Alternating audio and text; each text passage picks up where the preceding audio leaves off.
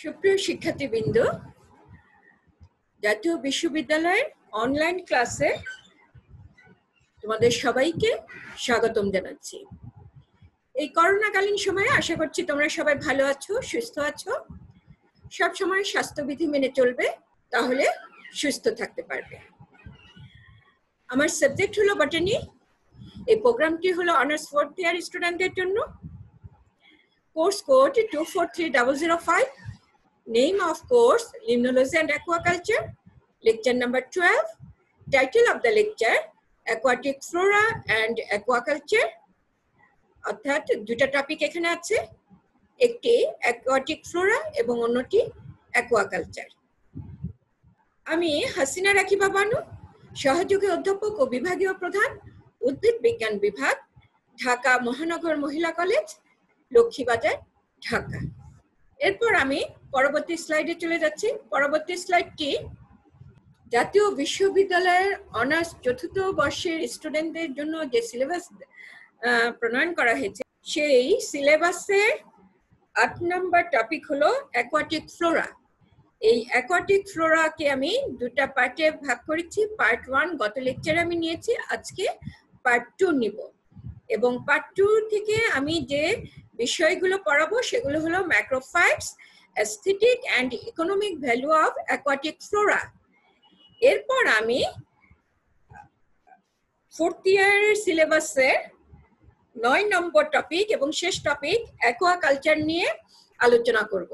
এবং অ্যাকোয়াকালচার অনেক বড় একটা টপিক, এটাকে কয়েকটা অংশে আমাকে বলতে হবে। আজকে আমি পার্ট 1 নিব এবং পার্ট 1-এ আমি ইন্ট্রোডাকশন টু অ্যাকোয়াকালচার সম্পর্কে আলোচনা করব। তাহলে আমরা এর পরের স্লাইডে চলে যাই। এর পরের স্লাইডে দেখতে পাচ্ছ ম্যাক্রোফাইটস, জলাশয়ে বসবাসকারী শৈবাল ব্যতীত বড় আকার আকৃতির জলজ উদ্ভিদ সম্প্রদায়কে, যাদেরকে খালি চোখে শনাক্ত করা যায়, খালি চোখে দেখলে আমরা বুঝতে পারি যে এটা কোন উদ্ভিদ, হ্যাঁ, এবং যারা তাদের জীবনচক্রের কিছু বা সম্পূর্ণ অংশ পানিতে সম্পন্ন করবে, তাদেরকে সাধারণত অ্যাকোয়াটিক ম্যাক্রোফাইটস বলা হয়ে থাকে। অ্যাকোয়াটিক ম্যাক্রোফাইটস অর্থাৎ জলজ বড় উদ্ভিদ। খায়রালিস বর্গের দুটা শৈবালের নাম এখানে লিখেছি, খায়রা এবং নাইটেলা। এই খায়রা এবং নাইটেলা প্রভৃতি ম্যাক্রোফাইটস হিসেবে ধরা হয়। খায়রা এবং নাইটেলা কি? শৈবাল। খায়রালিস বর্গটা কি? শৈবালের একটা বর্গের নাম, তাই না? এই খায়রা এবং নাইটেলাকে ম্যাক্রোফাইটস হিসেবে ধরা হয়। এরা কিন্তু শৈবাল, তাও এদেরকে কি করা হয়? ম্যাক্রোফাইটস হিসেবে ধরা হয়, কারণ এদের থ্যালাসে পর্ব মধ্যে থাকে, উদ্ভিদের মতো মনে হয় এবং খালি চোখে দেখা যায়। তাহলে এই যে অ্যাকোয়াটিক ম্যাক্রোফাইটস বলছি, এই অ্যাকোয়াটিক ম্যাক্রোফাইটসকে পরিবেশ বিজ্ঞানে হাইড্রোফাইটসও বলা হয়ে থাকে। এরপর আমি যে বিষয়টি আলোচনা করব, যে এই যে বৃহৎ আকৃতির জলজ উদ্ভিদ, এগুলোর শ্রেণীবিন্যাস নিয়ে আলোচনা করব। বৃহৎ আকৃতির জলজ উদ্ভিদের শ্রেণীবিন্যাস জলাশয়ের উদ্ভিদের আপেক্ষিক অবস্থানের উপর নির্ভর করে জলজ উদ্ভিদকে 5 ভাগে ভাগ করা হয়। দেখতে পাচ্ছ যে মুক্ত ভাসমান জলজ উদ্ভিদ। মুক্ত ভাসমান জলজ উদ্ভিদ, এসব জলজ উদ্ভিদ সম্পূর্ণ ভেসে থাকবে, হ্যাঁ। এদের মূল কাণ্ড পাতা সব ভেসে থাকবে। এরা মূলের সাথে নিচে কোনো আটকানো থাকবে না, কিছু থাকবে না, মুক্ত ভাসমান, মুক্তভাবে ভাসতে থাকবে। আচ্ছা, এইসব উদ্ভিদের মধ্যে ক্ষুদ্র ক্ষুদ্র উদ্ভিদ আছে, গুড়িপানা, ওলফিয়া, যেটাকে ওলফিয়া বলা হয়। এটা ওই যে উদ্ভিদের উপর একদম আস্তরণ করে ফেলে ওলফিয়া, ছোট ছোট ছোট ছোট জন্মায়। আচ্ছা, তাছাড়া কচুরিপানা, আইকার্নিয়া, টোপাপানা, পিস্টিয়া, খদিপানা, লিমনা, এগুলো আছে।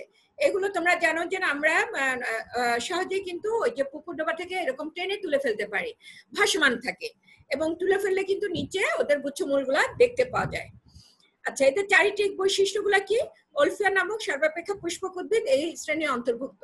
ওলফিয়া কিন্তু আরেকটা বৈশিষ্ট্য আছে। ওলফিয়া কি আমরা পুষ্পক উদ্ভিদের মধ্যে, ফ্লাওয়ারিং প্ল্যান্টস এর মধ্যে সবচেয়ে ক্ষুদ্রাকৃতির উদ্ভিদ হলো ওলফিয়া, হ্যাঁ। এদের আর ম্যাক্রোফাইটস এর অন্যান্য যে বৈশিষ্ট্য, এই যে মুক্ত ভাসমান জলজ উদ্ভিদের অন্যান্য বৈশিষ্ট্যগুলা, যে এদের মূল বিলুপ্তির পথে, এদের মূল থাকে না, যেহেতু ভাসমান থাকে, থাকলে ওরা তোমরা দেখেছো যে খুব ছোট গুচ্ছমূলের মতো। সাধারণত মূলরম নেই, মূলরম থাকে না, শুধু পাতার উপরের পৃষ্ঠে পত্ররন্ধ্র আছে, পাতার উপরের পৃষ্ঠে পত্ররন্ধ্র দেখতে পাওয়া যায়। এরপর আমি এর পরবর্তী স্লাইডে চলে যাচ্ছি। এদের যান্ত্রিক টিস্যু, সংক্ষিপ্ত যান্ত্রিক টিস্যু মানে তোমরা জানো যে স্টেনকাইমা জাতীয় যে টিস্যুগুলো, স্টেনকাইমা টিস্যুগুলো কি করে, এগুলো কি করে, উদ্ভিদের দৃঢ়তা প্রদান করে, যে বিভিন্ন দৃঢ়তা প্রদান করে থাকে। কাজে এখানে সেই যান্ত্রিক টিস্যুগুলো সংক্ষিপ্ত থাকে, পত্রবৃন্তটা স্পঞ্জি থাকে।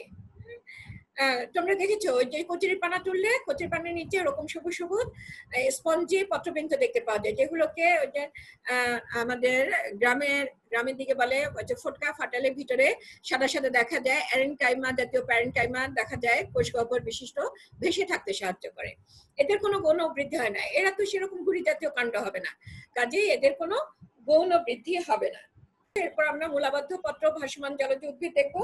মূলাবদ্ধ পত্র ভাসমান জলজ উদ্ভিদ, এই উদ্ভিদগুলো কেমন, এইসব উদ্ভিদের পত্রফলক পানির উপরে ভাসমান অবস্থায় থাকে। আর মূলাবদ্ধ, মূল সেই জলাশয়ের নিচের মাটিতে আবদ্ধ থাকে, যেহেতু মূলাবদ্ধ, মূল মাটির সাথে সংযুক্ত থাকবে, পত্রফলক বা পাতা, পাতা পানির উপরে ভাসমান থাকবে, সেই সব উদ্ভিদকে আমরা মূলাবদ্ধ পত্র ভাসমান জলজ উদ্ভিদ বলবো। এগুলো কি, এগুলো পদ্ম, শাপলা ইত্যাদি। এদের চারিত্রিক বৈশিষ্ট্য কেমন, এদের মূল সেরকম বিকশিত নয়, বিকশিত হয় না, পত্রবৃন্ত খুব লম্বা হয় বা স্পঞ্জি হয়, কারণ উপরে পাতা ভাসে আর নিচে হলো কাণ্ড, মাটিতে মূলটা আটকানো থাকে, কাণ্ডটা নিচে, কাজে সেখান থেকে পাতাটা উপরে ভাসে, কাজে পত্রবৃন্ত কত লম্বা হয়ে থাকে বুঝতে পারছো। পত্র মোমে আবৃত থাকে, তোমরা দেখবে যে মোমে আবৃত থাকে মানে ওখানে কি পানি পড়ে তাহলে কিন্তু পানিটা গড়িয়ে যায়, এই ধরনের হয়। তাহলে যান্ত্রিক টিস্যু খুবই সংক্ষিপ্ত, ওই যে স্টেনকাইমা জাতীয় টিস্যু থাকবে না, যেটা উদ্ভিদকে দৃঢ়তা প্রদান করে, সেই ধরনের টিস্যু। বায়ুকোঠরি পর্যাপ্ত ও স্পষ্ট থাকে, অনেক বায়ুকোঠরি থাকে, কারণ বায়ুকোঠরিতে বায়ু এরা আবদ্ধ করে রাখে বায়ুকোঠরিতে, এবং বায়ু থাকে বলে এরা ভেসে থাকতে পারে। পাতাগুলো গৌণ বৃদ্ধি নেই, গৌণ বৃদ্ধি নেই, এরা তো গুড়ি জাতীয় কাণ্ড হবে না, কাজে এদের গৌণ বৃদ্ধি দেখতে পাওয়া যাবে না।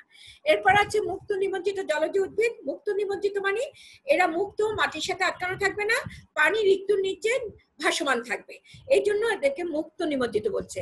পানির নিচে যেহেতু থাকবে নিমজ্জিত, আর মুক্ত মানে নিচে তলদেশের মাটির সাথে সংযুক্ত না।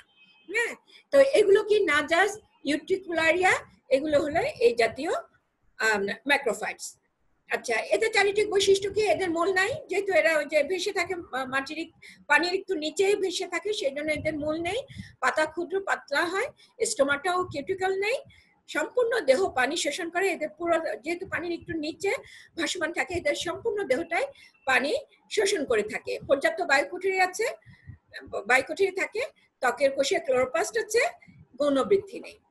আচ্ছা, এগুলোর বৈশিষ্ট্য নিয়ে আগে আলোচনা করেছি, কাজে একই বৈশিষ্ট্য বারবার ব্যাখ্যা করার আমি মনে করছি যে প্রয়োজন নাই, তোমরা নিশ্চয়ই বুঝতে পারছো। আচ্ছা, এরপরে স্লাইডে আমরা চলে যাব মূলাবদ্ধ নিমজ্জিত জলজ উদ্ভিদ, অর্থাৎ এরা পানির একটু নিচে থাকবে, পানির একটু নিচে থাকবে, এবং এদের মূল তলদেশের মাটিতে সংযুক্ত থাকবে, আবদ্ধ থাকবে, পানির একটু নিচে থাকবে, ভেসে থাকবে, কিন্তু এদের মূল, এরা মুক্ত থাকবে না, এদের মূল জলাশয় তলদেশে মাটির সাথে যুক্ত থাকবে, সেই সব উদ্ভিদকে আমরা মূলাবদ্ধ নিমজ্জিত জলজ উদ্ভিদ বলবো। এবং এদের উদাহরণ হলো ভ্যালিসনেরিয়া, আইজয়েডস, হাইড্রিলা ইত্যাদি। হাইড্রিলা অনেক কমন উদ্ভিদ, তোমরা জানো হাইড্রিলা, হাইড্রিলা দেখেছো ব্যবহারিক ক্লাসে, অনেক কিছু পরীক্ষা করার জন্য আমরা নিয়ে থাকি, দেখেছো। আচ্ছা, এর চারিত্রিক বৈশিষ্ট্য কি, কাণ্ড নরম, দুর্বল এবং সরু ও লম্বা হয়, মূলরম নেই, কাণ্ড পাতায় মিউসিলাসের আবরণ থাকে, পিচ্ছিল আবরণ দেখতে পাওয়া যায়, কিউটিকল ও স্টোমাটা নেই, ত্বকের কোষে ক্লোরোপ্লাস্ট থাকে, যান্ত্রিক টিস্যু প্রায় নেই, বায়ুকুঠরি স্পষ্ট ও সংখ্যায় বেশি, গৌণ বৃদ্ধি হয় না। আশা করছি বৈশিষ্ট্যগুলো বুঝতে পেরেছো। এবারে 5 নাম্বারটি আমরা পড়বো। 5 নাম্বারটি হলো যে মূলাবদ্ধ উত্থিত জলজ উদ্ভিদ। এসব উদ্ভিদের অধিকাংশ উভচর ধরনের, এদের মূল পানির নিচে মাটির সাথে যুক্ত থাকে। আচ্ছা, মূলাবদ্ধ উত্থিত জলজ উদ্ভিদ, মূলাবদ্ধ অর্থাৎ মূল নিচে মাটির সাথে যুক্ত থাকবে, এবং এরা কি হবে, অধিকাংশ উদ্ভিদ উভচর ধরনের হয়, অর্থাৎ পানিতেও বেশি থাকতে পারে, আবার কর্দমাক্ত পানিতেও থাকতে পারে, যে জন্য উত্থিত জলজ উদ্ভিদ বলছে। এগুলোর উদাহরণ কি, কলমিলতা, দেখেছো যে অল্প অল্প কাদা পানিতে কলমিলতাটা ভালো হয়, হেলেঞ্চা, কলমিলতা, কেশর ডাম। এরপর আমরা জলজ উদ্ভিদের অভিযোজন সমূহ নিয়ে আলোচনা করব। অ্যাডাপটেশন অফ হাইড্রোফাইটস, জলজ উদ্ভিদের অভিযোজনটা আমরা 3টি বিষয়ের উপর ভিত্তি করে আলোচনা করব। যেমন অঙ্গস্থানিক বৈশিষ্ট্য, মরফোলজিক্যাল ফিচার্স, শারীর স্থানিক বৈশিষ্ট্য, অ্যানাটমিক্যাল ফিচার্স, শারীর বৃত্তীয় বৈশিষ্ট্য, ফিজিওলজিক্যাল ফিচার্স। তাহলে প্রথমে আসো যে আমরা মরফোলজিক্যাল ফিচার্স আলোচনা করি। অঙ্গস্থানিক, আচ্ছা প্রথমে এগুলো বিভিন্ন ভাগে আলোচনা করা হচ্ছে, মূল, কাণ্ড, পাতা, এভাবে। প্রথমে আমি মূলের বৈশিষ্ট্যগুলো বলি। মূল মরফোলজিক্যালি দেখতে কেমন দেখা যায়? মূলগুলো খুবই দুর্বল হয়, সুগঠিত হয় না। কতিপয় উদ্ভিদ মূলহীন, এদের পানিতে নিমজ্জিত পাতাগুলো মূলের ন্যায় কাজ করে, অর্থাৎ যে পাতাগুলো পানির নিচে নিমজ্জিত থাকবে সেগুলো মূলের ন্যায় কাজ করবে। মূলের অন্যায়, মূলে ভ্রূণমূল বা রুট পকেট থাকে না, মূল থাকলেও কম শাখা যুক্ত হয়, শাখা প্রশাখা বেশি দেখা যায় না। তোমরা চিত্রে দেখতে পাচ্ছ, এই যে আমরা চিত্রে দেখতে পাচ্ছি যে এগুলো এই যে ছোট ছোট অল্প কিছু মূল নিয়ে থাকে। আর মূলগুলো গুচ্ছাকারে অস্থানিক বা দুর্বল প্রকৃতির। এই যে অনেকগুলো যখন একসাথে এরকম কাণ্ডের নিচ থেকে বের হয় সেগুলিকে আমরা অস্থানিক মূল বলি, যেভাবে বের হয়েছে, যা ভারসাম্য রক্ষায় কাজ করে, প্রধানত ভারসাম্য রক্ষায় কাজ করে থাকে। আচ্ছা, ভাসমান মূল রয়েছে, অর্থাৎ এরা যে ভেসে থাকে এগুলোর ভাসমান মূল থাকে। এরপরের স্লাইডে আমরা কাণ্ড রেখেছি। কাণ্ডটা কেমন হয়? কাণ্ড দীর্ঘ ও সরু হয়। কাণ্ড পুরু খাটো স্পঞ্জের ন্যায় হয়ে থাকে। কতক ক্ষেত্রে রাইজোম বা খর্বধারকে রূপান্তরিত হয়। ধারক, বক্রধারক, রস্যধারক, কন্দ ইত্যাদি দ্বারা অধিকাংশ ক্ষেত্রে অঙ্গজ জনন ঘটে থাকে। হ্যাঁ, পানিতে ভাসবার জন্য নরম ও দুর্বল হয়, ভিতরে বায়ুকুঠুরির জন্য হালকা ও নরম হয়। বায়ুকুঠুরির জন্য বায়ু আবদ্ধ করে রাখে, ভাসতে সাহায্য করে, এটা আগে বলেছি। এরপর পাতা, পাতা পত্র বৃন্ত দীর্ঘ হয়, খুবই গুরুত্বপূর্ণ বৈশিষ্ট্য। জলজ উদ্ভিদের পত্রবৃন্ত বিশেষ করে ভাসমান বা অর্ধ নিমজ্জিত থাকলে কি হয়? পত্রবৃন্তগুলো দীর্ঘ হয়ে থাকে। পাতাগুলো লম্বা বা ফিতাকৃতির হয়। উভচর উদ্ভিদে 2 ধরনের পাতা থাকে। কোনো কোনো ক্ষেত্রে পাতার উপরিতলে মোমের আবরণ থাকে, যার ফলে পাতা পানিতে ভিজে না। আচ্ছা, এরপর হলো পানি দ্বারা পরাগায়ন এবং বীজ ও ফলের বিসরণ ঘটে। যেহেতু এরা জলজ উদ্ভিদ, এদের পরাগায়নটা পানি দ্বারা ঘটে থাকে। হ্যাঁ, পানির সাহায্যে, অর্থাৎ পানি যে আন্দোলন হয়, আলোড়ন হয়, সেগুলির সাথে বীজ ও ফলের বিসরণ ঘটে থাকে, অর্থাৎ এটা আশেপাশে ছড়িয়ে যায়। বীজ ও ফল হালকা সহজে ভেসে থাকতে পারে। এগুলো এই জলজ পরিবেশের সাথে অভিযোজিত হয়েছে, যেই জন্য এগুলোর বীজ এবং ফল হালকা হয়ে থাকে। এরপর আমরা পড়বো ফুল ও বীজ। এদের ফুল ও বীজ কদাচিৎ উৎপন্ন হয়। বীজ ও ফলগুলো হালকা হওয়ার কারণে সহজে পানির উপরে ভেসে থাকতে পারে। আমি বলেছি যে পানির সাথে অভিযোজিত হয়েছে।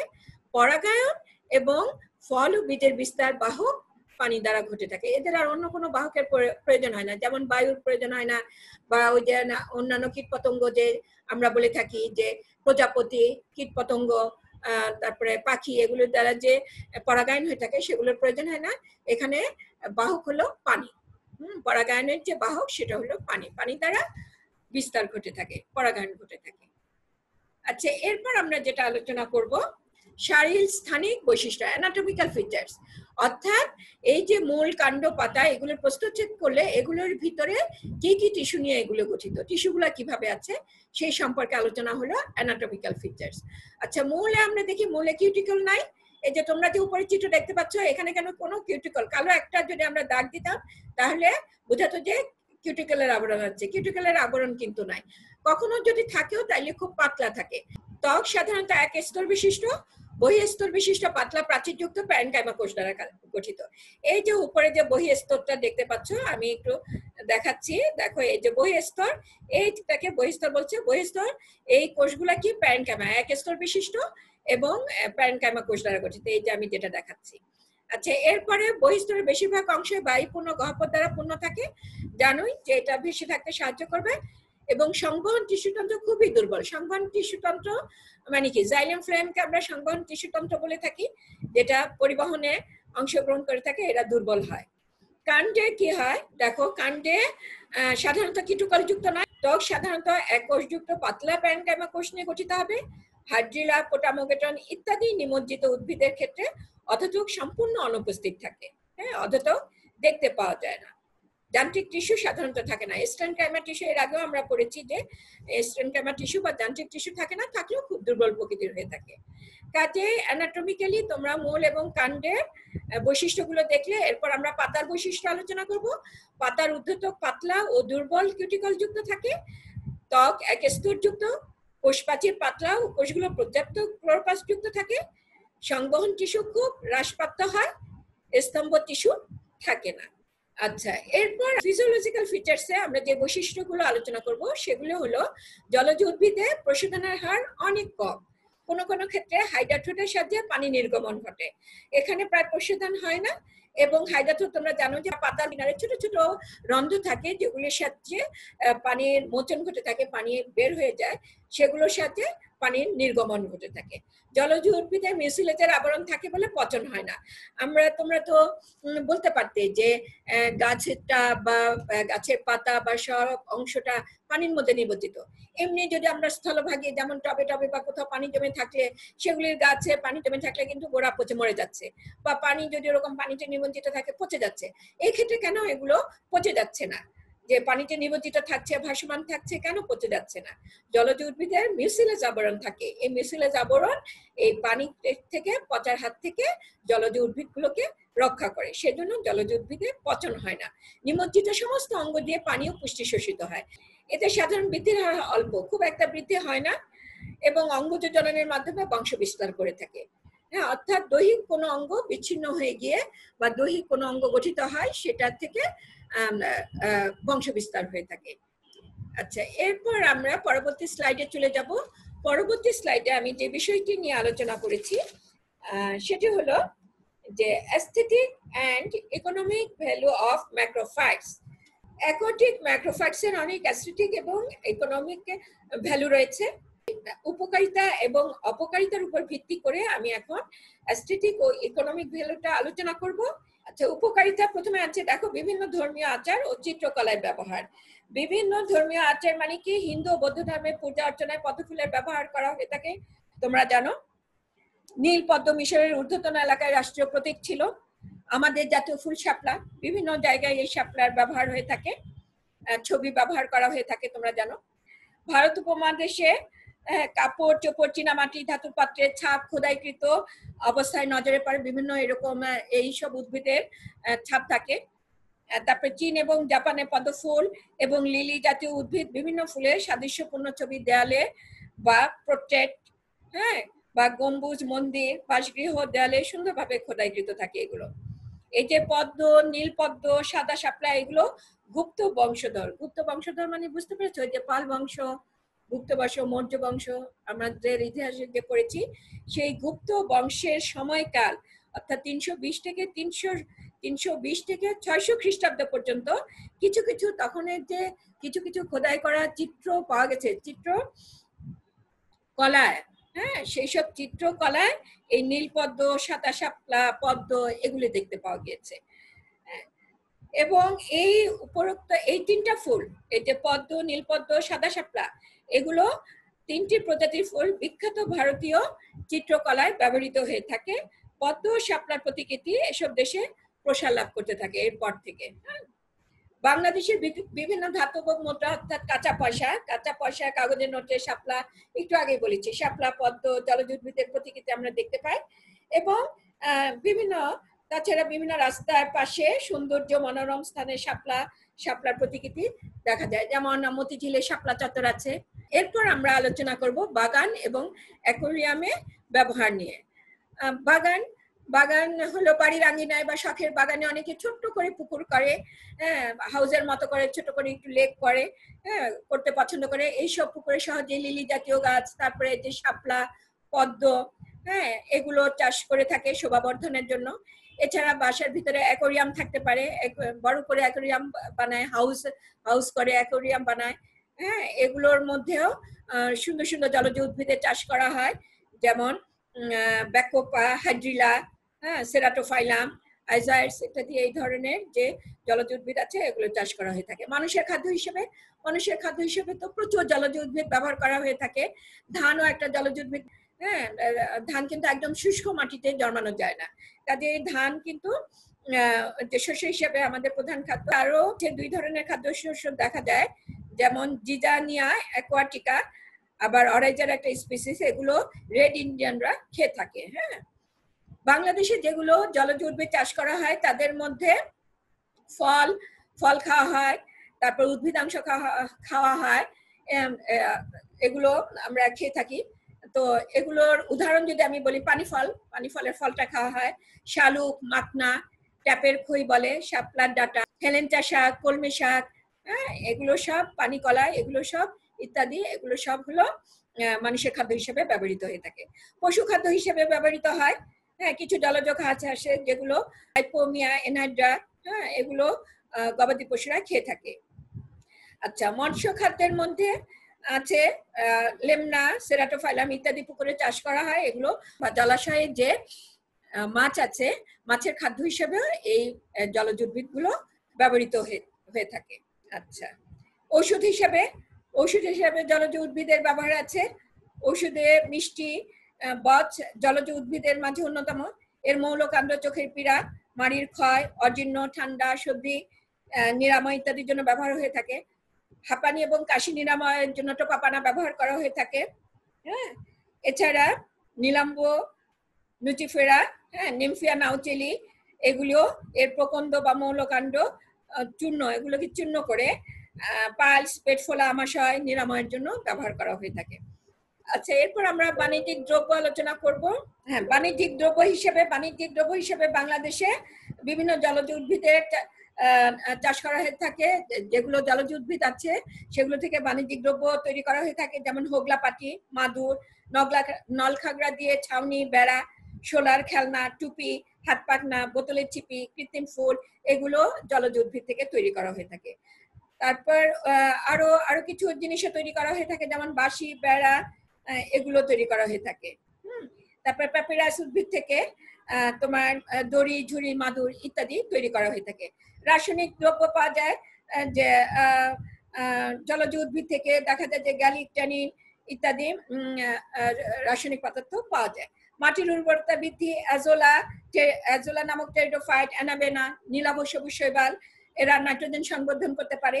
কাজেই নাইট্রোজেন একটা পুষ্টি উপাদান জানো, তাইলে জলাশয়ে এরা নাইট্রোজেনে মাটির উর্বরতা বাড়ায়, কাজে এরা মাটির উর্বরতাও বৃদ্ধি করছে। আচ্ছা, ধান খেতে, এই জন্য ধান খেতে আজকাল অ্যাজোলা চাষ করা হয়, কারণ অ্যাজোলা চাষ করলে সরাসরি ধান খেতে নাইট্রোজেন সংবর্ধন হবে, তাহলে অতিরিক্ত নাইট্রোজেন সার দেওয়ার প্রয়োজন হবে না। হ্যাঁ, তারপর আইকর্নিয়া, লেমনা, পিস্টিয়া, হ্যাডিলা, এগুলো স্তূপীকৃত করে 20 থেকে 25 দিন পর্যন্ত রেখে দেওয়া হয় স্তূপীকৃত করে। এগুলো গাজানোর ফলে জৈব সার উৎপন্ন হয়। এই জৈব সার জমিতে প্রয়োগ করা হয় এবং খুব ভালো সার হিসেবে এগুলো ব্যবহার করা হয়। কাগজ ও মন্ড পাওয়া যায়।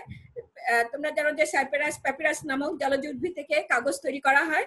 হ্যাঁ, এবং এগুলোর আরো অনেক প্রজাতি আছে যেগুলো থেকে মন্ড তৈরি হয়, এই মন্ড দিয়েও কাগজ তৈরি হয়। আইকর্নিয়া থেকে টোষ কাগজ বা অন্যান্য কাগজ তৈরি করা হয়ে থাকে। পরিবেশের ভারসাম্য রক্ষায় জলজ উদ্ভিদের ভূমিকা আছে। তোমরা জানো যে জলজ উদ্ভিদগুলো কি করছে, সালোক সংশ্লেষণের মাধ্যমে অক্সিজেন তৈরি করছে, যে অক্সিজেন বায়ুমণ্ডলে মিশে অক্সিজেন এবং কার্বন ডাই অক্সাইডের ভারসাম্য রক্ষা করছে।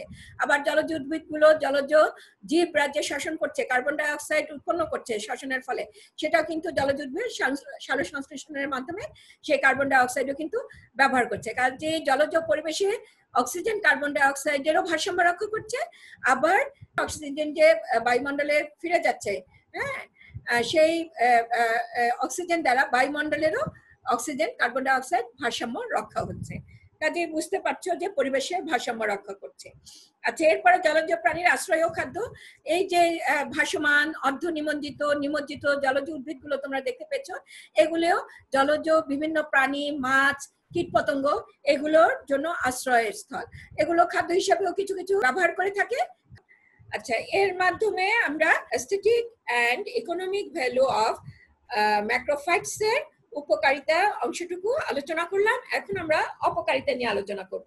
অপকারিতাতে দেখো, জনস্বাস্থ্য আছে, যে জলজ উদ্ভিদ বেশি জন্মালে তা পানিতে আলো প্রবেশকে বাধা সৃষ্টি করে, অনেক সময় ওয়াটার ব্লুম সৃষ্টি করে। ওয়াটার ব্লুমের সাথে তোমরা জানো যে পানি এবং জলাশয়ের পানি একেবারে নষ্ট হয়ে যায়, বিষাক্ত হয়ে যায়। জলাশয়ে বায়োলজিক্যালি অনেক সময় ডেড হয়ে যায়, তখন এই পানি ব্যবহার করলে স্বাস্থ্যের জন্য হুমকি স্বরূপ বিভিন্ন রোগ তৈরি করে, জলাশয়ের অন্যান্য জীব মাছ কীটপতঙ্গ মারা যায়। কাজে এটা জনস্বাস্থ্য এবং মাছের যে জলাশয়ের যে মাছ বা অন্যান্য কীটপতঙ্গ এদের জন্য ক্ষতিকারক হয়ে থাকে। নৌ চলাচল যখন এই যে আইকর্নিয়া, পিস্টিয়া, সালভানিয়া এগুলো প্রচুর পরিমাণে জন্মালে, তোমরা জানো যে নদীতে বা বড় বড় খাল বিলে নৌকা চলে, হ্যাঁ নৌকা চলে, তারপরে নদীতে স্টিমার এগুলো চলাচল করে, এগুলো যদি থাকে তখন এইসব নৌযান চলাচলে কিন্তু অসুবিধা হয়ে থাকে। আর তারপরে হলো ফসলের ক্ষতি, এই যে সেরাটোফাইলাম, পোটামোগাটন, পিস্টিয়া, আইকর্নিয়া, নাজাস এগুলো জলজ উদ্ভিদ যদি কোনো কারণে নিম্নভূমিতে অর্থাৎ যেখানে ধান চাষ করা হয় সেখানে যদি জন্মানো হয়, ধানের ফলন কমে যায়, তখন কিন্তু চাষিরা ক্ষতিগ্রস্ত হয়ে পড়ে, আর্থিকভাবে ক্ষতিগ্রস্ত হয়। কাজেই এই অপকারিতা আলোচনার মাধ্যমে আমরা আজকে আমাদের সিলেবাসের যে 8 নম্বর টপিক অর্থাৎ অ্যাকোয়াটিক ফ্লোরা নিয়ে আলোচনা সমাপ্ত হলো। এরপর আমি এর পরবর্তী স্লাইডে চলে যাব। এর পরবর্তী স্লাইডে আমরা অ্যাকোয়াকালচার, এটাকে আমরা কয়েকটি অংশে বলবো। আজকে পার্ট 1 আমি আলোচনা করব। পার্ট 1 আছে ইন্ট্রোডাকশন টু অ্যাকোয়াকালচার। অ্যাকোয়াকালচার হলো জলজ চাষ। জলজ চাষের ইংরেজি হলো অ্যাকোয়াকালচার, বাংলায় আমরা জলজ চাষ বলে থাকি। এখানে অ্যাকোয়া অর্থ পানি, কালচার এর অর্থ হলো চাষ, কাজেই অ্যাকোয়াকালচার অর্থ জলজ চাষ, বুঝতেই পারছো। আচ্ছা, জলজ চাষের কয়েকটা সংজ্ঞা এখন আলোচনা করব। যে জলজ চাষ বলতে আমরা কি বুঝি? নিয়ন্ত্রিত ব্যবস্থাপনায়, অর্থাৎ মানুষ কর্তৃক নিয়ন্ত্রিত ব্যবস্থাপনায়, অর্থাৎ ওই পুকুরে সব ব্যবস্থাপনা নিয়ন্ত্রিত থাকবে, কি পরিমাণ অক্সিজেন, কার্বন ডাইঅক্সাইড বা পিএইচটা কেমন থাকবে বা পুষ্টি উপাদান কেমন থাকবে, এগুলি সব নিয়ন্ত্রণ করা হবে। সেই নিয়ন্ত্রিত ব্যবস্থাপনায় জলজ মাধ্যমে অর্থনৈতিক গুরুত্ব সম্পন্ন জলজ, অর্ধ জলজ জীবের চাষকে জলজ চাষ বলে। জলজ, অর্ধ জলজ জীবের চাষকে, অর্থাৎ জলজ হতে পারে, অর্ধ জলজ মানে অর্ধেক পানি থাকবে, অর্ধেক নিচে মাটি থাকবে, অর্থাৎ কম পানি থাকবে। এবং জীব বলা হচ্ছে অর্থাৎ এখানে উদ্ভিদ এবং প্রাণী উভয়টি হবে, উদ্ভিদ হবে, প্রাণীও হবে, অর্থাৎ মৎস্য চাষ বা মাছ চাষও এর অন্তর্ভুক্ত হবে। এই চাষকে জলজ চাষ বলে, অ্যাকোয়াকালচার। আরেকটা সংজ্ঞাতে বলা যায় যে সাফল্যজনকভাবে উৎপাদন পাওয়ার উদ্দেশ্যে মৎস্য ও অন্যান্য মৎস্য এবং মৎস্যের সাথে যে অন্যান্য চাষ করা হয় সেগুলোকে বলা হয় একসাথে মৎস্যজ। তাহলে অন্যান্য মৎস্যজ প্রজাতির চাষাবাদকে জলজ চাষ বলে। ফাও কর্তৃক জলজ চাষের একটা সংজ্ঞা আছে, সেই সংজ্ঞাতে বলা হয়ে থাকে যে যখন কোনো ব্যক্তি বা সংস্থা কোনো জলাশয়ের উৎপাদন বৃদ্ধি করার লক্ষ্যে চাষাবাদকৃত প্রজাতির নিয়মিত মজুদ, খাদ্য সরবরাহ, প্রজাতি রক্ষা ও লালন পালন শেষে প্রজাতি আহরণ করে, তাকে জলজ চাষ বলে। দেখো, ফাও কর্তৃক যে জলজ চাষের সংজ্ঞাটা দিয়েছে এটা অনেক ব্যাপক। যে কোনো ব্যক্তি বা সংস্থা কোনো জলাশয়ের উৎপাদন বৃদ্ধির জন্য চাষাবাদ করবে এবং চাষাবাদে তারা নিয়মিত ওখানে খাদ্য সরবরাহ করবে, মজুদ করবে, হ্যাঁ, সব অর্থাৎ সংরক্ষণ করবে, প্রজাতি রক্ষা এবং লালন পালন করবে বিভিন্ন প্রজাতির, এবং লালন পালন শেষে আহরণ করবে, তখন এটাকে জলজ চাষ বলা হবে। আচ্ছা, কোনো নির্দিষ্ট জলাশয়ে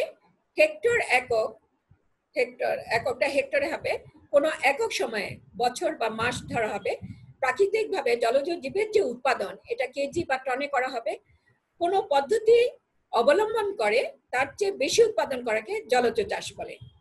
অর্থাৎ কোনো নির্দিষ্ট জলাশয়ে প্রাকৃতিকভাবে জলজ জীবের যে উৎপাদন হয় সেই উৎপাদনের চেয়ে বেশি উৎপাদন করাকে জলজ চাষ বলে। এবং বেশি উৎপাদন কিভাবে করা যাবে? নিয়ন্ত্রিত উপায়ে, বিভিন্ন পুষ্টি সরবরাহের মাধ্যমে, হ্যাঁ, পরিবেশের বিভিন্ন যে ভৌত পরিবেশের উপাদানগুলো এগুলো নিয়ন্ত্রণের মাধ্যমে বেশি উৎপাদন করা যায়।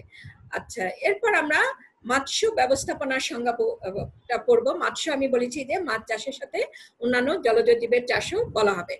তো মৎস্য ব্যবস্থাপনার সংজ্ঞাতে আমরা বলছি যে জলাশয় তৈরি ও পুনঃ উৎপাদন থেকে শুরু করে এর পরিচর্যা, রোগ বালাই দমন, আহরণ, প্রক্রিয়াকরণ, বিপণন, সংরক্ষণ এবং এই বিষয়ে তথ্য ও যোগাযোগ সংক্রান্ত যাবতীয় বিষয় এর অন্তর্ভুক্ত হবে। কাজে মৎস্য ব্যবস্থাপনাটা একটা ব্যাপক বিষয়, অনেক বিষয় এর সাথে সম্পর্কযুক্ত। হ্যাঁ, যেমন পরিচর্যা, যদি মাছ চাষ করা হয় সেগুলো পরিচর্যা করতে হবে, সেখানে রোগবালাই হলে সেগুলি দমন করতে হবে। আবার মাছ যখন একটা নির্দিষ্ট পরিমাণ বৃদ্ধি পাবে তখন সংগ্রহ করতে হবে, আহরণ, এটাকে প্রক্রিয়াকরণ ঠিকভাবে করতে হবে, প্রক্রিয়া করে বাজারজাত করতে হবে। বিপণন হলো বাজারজাত, হ্যাঁ, কারণ মাছ সহজে পচে যায়, সেজন্য ভালোভাবে প্রক্রিয়াকরণ করতে হবে এবং বাজারজাত করতে হবে। তারপর সংরক্ষণ, অনেক সময় সংরক্ষণ করা হয় বিভিন্নভাবে সংরক্ষণ, এবং এই বিষয়ে তথ্য যোগাযোগ সংক্রান্ত বিষয়ও এর সাথে জড়িত থাকবে। আচ্ছা, এরপর আমরা এরপরের স্লাইডে চলে যাব। বাংলাদেশের মানুষের আমিষের প্রধান উৎস হলো মাছ, হ্যাঁ, তাই ক্রমবর্ধমান জনসংখ্যার আমিষের চাহিদা পূরণ করার জন্য বৈজ্ঞানিক উপায়ে মাছ চাষ জরুরি। মাছ মূলত জলজ প্রাণী। তোমরা জানো যে মাছের যদি আমরা সংজ্ঞা দেই, মাছ বা মৎস্য বলতে শীতল রক্ত বিশিষ্ট জলজ মেরুদণ্ডী প্রাণীকে বোঝায় যারা ফুলকার সাহায্যে শ্বাসকার্য চালায় এবং পাখনার সাহায্যে চলাচল করে। আচ্ছা, এখানে মাছ সম্পর্কে আমরা আলোচনা করছি। আমরা অ্যাকোয়াকালচারের মধ্যে কিন্তু উল্লেখ করেছি যে অ্যাকোয়াকালচারের মধ্যে মৎস্য চাষ আসবে, সেই জন্য আমরা মৎস্য সম্পর্কে আলোচনা করছি। মৎস্যের সাথে যে অন্যান্য জীবও চাষ করা হয় সেগুলোকে একসাথে মৎস্য বলা হবে। তাহলে মৎস্য সংজ্ঞাটা আমরা এখানে দিচ্ছি।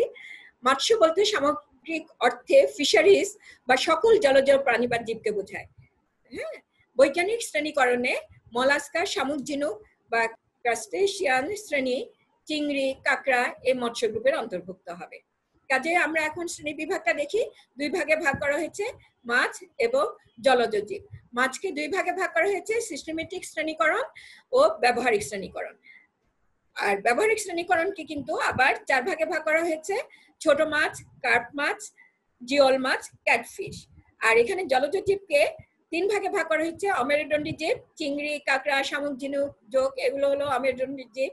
মেরুদণ্ডী জীব, হাঙর, ব্যাঙ, সামুদ্রিক বিবিধ প্রজাতি, তৃতীয় প্রকার। এরপর আমরা এরপরের স্লাইডে চলে যাব। এরপরের স্লাইডে জলজ চাষের প্রকারভেদ আমরা আলোচনা করব।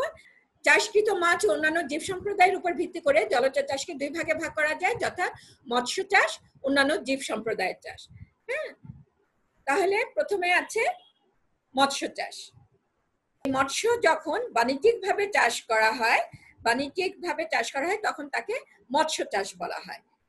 যেমন কার্প কালচার, হ্যাঁ, কার্প মাছগুলো যে চাষ করা হয় সেগুলো মৎস্য চাষের আওতায় থাকবে। এছাড়াও অন্যান্য জীব সম্প্রদায়ের চাষ।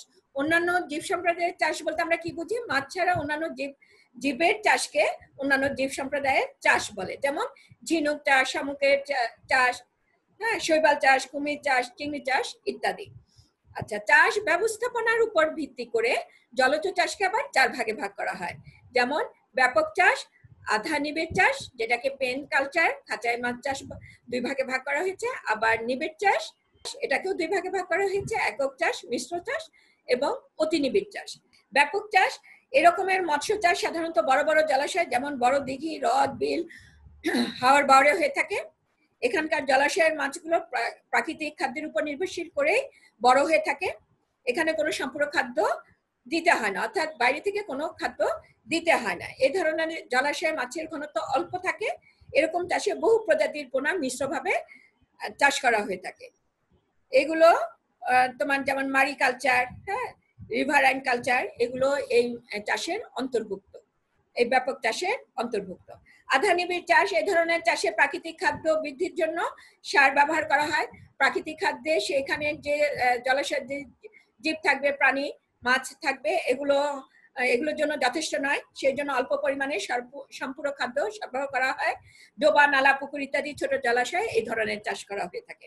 আধা নিবিড় মৎস্য চাষকে আবার দুই ভাগে ভাগ করা হয়, পেন কালচার, খাঁচায় মাছ চাষ। পেন কালচার হলো কোনো মুক্ত বা আবদ্ধ জলাশয়ে এক বা একাধিক বাঁশ, বানা, বেড়া, জাল, অন্যান্য উপকরণ দিয়ে ঘিরে উক্ত ঘেরের মধ্যে মৎস্য চাষকে পেন কালচার বলা হয়ে থাকে। হ্যাঁ, এখানে এই পেনের সাথে বাইরের পানির প্রবাহ থাকতে পারে। এই পেন কালচার যে করা হয়, পেনের মধ্যে বাইরের পানির সংযোগ থাকে। পেনে প্রতি হেক্টরে 6 মাসে 2 থেকে 4 টন মাছ উৎপাদন করা যায়। পেনে সমন্বিতভাবে হাঁস, মুরগি এবং মাছের চাষও করা যায়। খাঁচায় মাছ চাষ, নেট বা বাঁশের খাঁচা তৈরি করে জলাশয়ে রেখে তার মধ্যে মাছ চাষ করা হয়। পারিবারিক চাহিদা পূরণ করার জন্য এই পদ্ধতি বেশ কার্যকর। খাঁচায় মাছ চাষ আবার দুই ভাবে হয়, স্থির কাঁচা, ভাসমান কাঁচা। স্থির খাঁচা কি? এই খাঁচা জলাশয়ের অগভীর অংশে স্থাপন করে, স্থির থাকে, এক জায়গাতেই থাকে। আর ভাসমান খাঁচা, এই খাঁচা অগভীর ও গভীর দুইটা জলাশয়ে স্থাপন করা যায় এবং এখানে কি হয়, এটা ভাসমান থাকে, ওটার মতো স্থির থাকে না। হ্যাঁ, এরপরে যেটা আছে যে নিবিড় চাষ। নিবিড় চাষে যে মৎস্য চাষ পদ্ধতিতে কোনো জলাশয়ের পরিবেশ নিয়ন্ত্রণ করে সুষম খাদ্যের ব্যবহার নিশ্চিত করা হয়, অর্থাৎ পরিবেশ নিয়ন্ত্রণ করা হয়, কি পরিমাণ তোমার যে আলো ঢুকবে, কি পরিমাণে অক্সিজেন থাকবে, কার্বন ডাইঅক্সাইড থাকবে, পানি মিশ্রিত হবে, পানিতে আলোড়ন হবে, এগুলো নিয়ন্ত্রণ করা হয়। নিয়ন্ত্রণ করে সুষম খাদ্যের ব্যবহার নিশ্চিত করে, অর্থাৎ ওই জলাশয়ের মাছ চাষের জন্য বা জলজ জীব চাষের জন্য ওই পরিবেশটা সুষম রাখা হয়। এবং মৎস্য প্রজাতির সংখ্যার উপর নির্ভর করে এই নিবিড় চাষকে দুই ভাগে ভাগ করা হয়, একক চাষ, মিশ্র চাষ। একক চাষ কি? একক চাষ কোনো জলাশয়ে একটি প্রজাতি বা একটা মাছের চাষ করা হয়, তাকে একক চাষ বলে। যেমন একক চাষ, পাঙ্গাস মাছ, শুধু পাঙ্গাস মাছের চাষ হবে, বা রাজপুটির চাষ, রাজপুটি বড় পুটিতে সেটা চাষ, বা তেলাপিয়া মাছের চাষ, শুধু ওই জলাশয়ের মধ্যে তেলাপিয়া চাষ হবে। তারপরে আছে মিশ্র চাষ। মিশ্র চাষ কোনো জলাশয়ে একাধিক প্রজাতির জীব বা মাছের চাষ করা হয়ে থাকে, অর্থাৎ বিভিন্ন ধরনের প্রজাতির মাছের চাষ বা জীবের চাষ করা হয়। যেমন মৃগেল, কাতলা, রুই একসাথে চাষ করা হতে পারে, এক্ষেত্রে কোনো অসুবিধা হয় না। একটা একাধিক মাছ যে চাষ করা হচ্ছে, একটার জন্য আরেকটার অসুবিধা হয় না। কেন?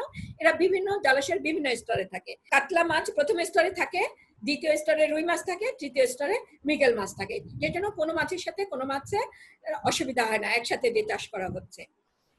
অতি নিবিড় চাষ। অতি নিবিড় চাষ হলো এই রকমের মৎস্য চাষে পানি লাগে এবং অক্সিজেনের প্রয়োজন হয়।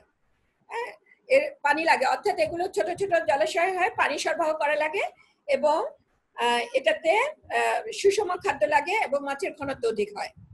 এ চাষে একটি মাত্র মাছের প্রজাতি চাষ করা হয়ে থাকে। আচ্ছা, এরপর আমরা পরবর্তী স্লাইডে চলে যাব। পরবর্তী স্লাইডে দেখো, পরিবেশগত দিক থেকে জলজ চাষকে তিন ভাগে ভাগ করা হয়: স্বাদু পানি জলজ চাষ, মোহনার জলজ চাষ, সামুদ্রিক জলজ চাষ। স্বাদু পানি জলজ চাষ মানে কি? এই যে নদী, নালা, খাল, বিলে যে জলজ যে চাষ করা হয়, মাছ বা অন্যান্য জলজ প্রাণী বা উদ্ভিদ চাষ করা হয়, সেগুলোকে স্বাদু পানির জলজ চাষ বলা হবে। মোহনার জলজ চাষ কি? মোহনা হচ্ছে সেই জলরাশি যেখানে নদী এসে সমুদ্রে পতিত হয়, সেই জায়গাটাকে আমরা মোহনা বলি। সেই মোহনার মধ্যে যে জলজ চাষ হবে, জলজ জীবের চাষ হবে, সেটাকে আমরা মোহনার জলজ চাষ বলবো। এবং এই যে মোহনাটা নদীর পানি সমুদ্রে এসে পড়ছে, এই পানিতে কিন্তু লবণাক্ত থাকবে কিছুটা। তোমরা জানো যে মোহনার পানিটা কিছুটা, নদীর দিকের পানি কিছুটা স্বাদু পানি থাকবে, আবার সমুদ্রের দিকের পানি কিছুটা লবণাক্ত পানি থাকবে। কাজে এই মোহনার চাষকে আমরা মোহনাতে যে জলজ জীবের চাষ হবে সেটাকে আমরা মোহনার জলজ চাষ করব। আচ্ছা, এরপর আছে সামুদ্রিক জলজ চাষ। উপকূলীয় এলাকায় মাছ এবং মৎস্যজাত জীবের ব্যবসা ভিত্তিক চাষকে সামুদ্রিক জলজ চাষ বলা হয়। উপকূলীয় এলাকায় মাছ, মৎস্যজাত জীবের ব্যবসা ভিত্তিক যে চাষ, সাগর থেকে মাছ সংগ্রহ করা হয়, জেলেরা মাছ ধরে থাকে, সেগুলো বাজারজাত করা হয়। আবার বিভিন্ন যে সমুদ্রের উপকূলে বিভিন্ন জিনিস ভেসে আসছে, সেগুলো থেকে বিভিন্ন অলংকার ইত্যাদি বস্তু তৈরি করা হয়, সেগুলোর কথা বলা হয়েছে। আচ্ছা, এরপর আমরা যেটা আছে, অন্যান্য জীব সম্প্রদায়ের উপর ভিত্তি করে জলজ চাষকে নিম্নলিখিত ভাবে ভাগ করা যায়। এখানে আমি 7টা ভাগের কথা উল্লেখ করেছি এবং একটি একটি করে আমি এই চাষগুলো কি সেটা আলোচনা করছি। মৎস্য চাষ, মাছ যখন মৎস্য চাষ পদ্ধতির সাথে সম্পৃক্ত থাকে তখন সেটাকে মৎস্য চাষ বলে। এর আগে বলেছি চিংড়ি চাষ, চিংড়ির বেশি প্রাপ্যতার উপর ভিত্তি করে বাংলাদেশের জলাশয়ে চিংড়ি চাষ করা হয়ে থাকে। বাংলাদেশের জলাশয়গুলো চিংড়ি চাষের জন্য স্বর্ণখনি বলা হয়ে থাকে, তার কাজে এটা চিংড়ি চাষ। কাছিম চাষ, সরীসৃপ শ্রেণী প্রাণীদের মধ্যে কাছিম অন্যতম। এরা পানিতে বাস করলে স্থলভাগে এসে ডিম পাড়ে, স্থলভাগে ডিমের পরিস্ফুটন ঘটে। কাছিম স্বাদু এবং লবণাক্ত পানিতে বাস করে, তবে খাদ্য হিসেবে সামুদ্রিক কাছিমের চাহিদা কম, কারণ সামুদ্রিক কাছিমের মাংসে বিষাক্ততা বেশি থাকে। তাহলে সামুদ্রিক কাছিমের ডিম অত্যন্ত সুস্বাদু, প্রোটিনের পরিমাণ অত্যন্ত বেশি, শক্ত আবরণ ও তেল, সার তৈরির কাঁচামাল হিসেবে ব্যবহার করা হয়। কাছিমের রক্ত মাংস থেকে ঔষধ তৈরি করা হয়, এজন্য কাছিম চাষ করা হয়ে থাকে বাণিজ্যিকভাবে। কাঁকড়া চাষ, কাঁকড়া হলো খনিজযুক্ত জলজ প্রাণী, অনেকে কাঁকড়া খায়, তোমরা জানো। বাংলাদেশে উপকূল অঞ্চলে চাষের পরিবেশ রয়েছে, আন্তর্জাতিক বাজারে চাহিদা রয়েছে কাঁকড়ার, সেজন্য এর উৎপাদন লাভজনক, এই জন্য ওজন হিসেবে এর বৃদ্ধি হার বেশি। হ্যাঁ, এজন্য কাঁকড়া উপকূলীয় লবণাক্ত পানিতে চাষ করা হয়ে থাকে। তিমি বা শুশুক চাষ, মহাসাগরীয় অঞ্চলে তিমি জাতীয় প্রাণী দেখা যায়। এই অঞ্চলে আলো না থাকায় গভীর পানিতে প্রাণীদের আলো বিচ্ছুরণকালী অঙ্গ দেখা যায়। তো এই হিসেবে এই তিমি বা শুশুক চাষ করা হয়ে থাকে। ব্যাঙ চাষ, ব্যাঙও তোমরা জানো যে অনেকে খেয়ে থাকে ব্যাঙ, ব্যাঙের চাষ করা হয়ে থাকে। ব্যাঙ একটা উভচর শ্রেণীর প্রাণী, ডাঙা এবং পানিতে বাস করে। কোনো ব্যাঙ স্থল থাকে কিন্তু প্রজননের সময় এরা পানিতে যায়। আবার সোনা ব্যাঙ ও কোলা ব্যাঙ সর্বদাই পানিতেই বসবাস করে। এরা ব্যাঙ কীটপতঙ্গ খেয়ে পরিবেশের উপকার করে থাকে। আবার জানো যে ব্যাঙ রপ্তানিও করা হয় এবং ব্যাঙ খাওয়া হয়, সেজন্য এটা বাণিজ্যিকভাবে চাষও করা হয়। আচ্ছা, তারপর আছে জলজ উদ্ভিদ চাষ। পানির মধ্যে যে সকল উদ্ভিদ চাষ করা হয় সেগুলোকে জলজ উদ্ভিদ চাষ বলে। এখানে শৈবাল জাতীয় উদ্ভিদ চাষ করা হয়ে থাকে। এরপরে আমরা বাংলাদেশে মৎস্য সম্পদের উৎস সম্পর্কে আলোচনা করব। এই আলোচনার মাধ্যমে আজকের লেকচারটি শেষ হয়ে যাবে। মৎস্য মানে বলেছি যে শুধু মাছ চাষ থাকবে না, মাছ চাষের সাথে যে অন্য জলজ জীবও চাষ করা হয় সেগুলো এর অন্তর্ভুক্ত হবে। কাজে এগুলোর উৎস কি, এগুলো আমরা একটু দেখি। হ্যাঁ, তাহলে বাংলাদেশে যে মৎস্য সম্পদের উৎস, এগুলো বাংলাদেশের আভ্যন্তরীণ জলাশয়। আভ্যন্তরীণ জলাশয়ের পরিমাণ নিয়ে আলোচনা করতে হবে। আভ্যন্তরীণ মুক্ত জলাশয়ের আয়তনের তথ্য আমরা এখানে দিব। প্রথমে আমি এই তথ্যটি দিচ্ছি। বাংলাদেশের মুক্ত জলাশয়ের আয়তন প্রায় 40 লক্ষ হেক্টর বা 1 কোটি একর। এর মধ্যে প্লাবন ভূমির পরিমাণ সবচেয়ে বেশি, 68%। এরপরে আসে নদী ও মোহনা, এগুলো 22%। আভ্যন্তরীণ বদ্ধ জলাশয়ের আয়তনের তথ্য। বদ্ধ জলাশয় কি? বদ্ধ জলাশয় হলো এই যে পুকুর টুকুর, খালবিল, এগুলো হলো, তারপরে হাওর, এগুলো হলো বদ্ধ জলাশয়। তাহলে আভ্যন্তরীণ বদ্ধ জলাশয়ের আয়তনের তথ্য। বদ্ধ জলাশয়ের আয়তন প্রায় 8.25 লক্ষ হেক্টর বা 20 লক্ষ একর বা 60 লক্ষ বিঘা, বিভিন্ন এককে বলা হয়েছে। বদ্ধ জলাশয়ের মধ্যে পুকুরের আয়তন সর্বাধিক 38%। এরপরেই আসে চিংড়ি খামার, যা প্রায় 29%। সামুদ্রিক, এদেশের দক্ষিণে যেহেতু সমুদ্র অবস্থিত, বঙ্গোপসাগরে অবস্থিত, কাজে সামুদ্রিক জলাশয় আছে। এটাও আমাদের মৎস্য সম্পদের অন্যতম প্রধান উৎস। বঙ্গোপসাগরের আয়তনটা হলো 1,66,000 বর্গ কিলোমিটার। এর সমুদ্র সীমা তটরেখা থেকে 12 নটিক্যাল মাইল, 9,060 বর্গ কিলোমিটার। সামুদ্রিক জলাশয় থেকে মোট উৎপাদন 5,88,988 মেট্রিক টন। কাজে কি পরিমাণ সামুদ্রিক জলাশয় থেকে আমাদের জলজ সম্পদ অর্থাৎ মৎস্য সম্পদ পাওয়া যাচ্ছে বুঝতেই পারছো। আজকের এই আলোচনার মাধ্যমে আজকের লেকচারটি শেষ করলাম। তোমাদের কোনো প্রশ্ন থাকলে বলো। তোমরা কি বুঝতে পেরেছো? তোমরা জি ম্যাডাম, বুঝতে পেরেছি। বুঝতে পেরেছো? আচ্ছা, জি ম্যাডাম, বুঝতে পারছি। তোমরা সবাই ভালো থেকো, সুস্থ থেকো। তোমাদের কি কোনো প্রশ্ন আছে? না ম্যাডাম। আচ্ছা, তাহলে ঠিক আছে, তোমরা ভালো করে পড়বে, শিখবে। তোমরা সবাই ভালো থেকো, সুস্থ থেকো। ধন্যবাদ সবাইকে।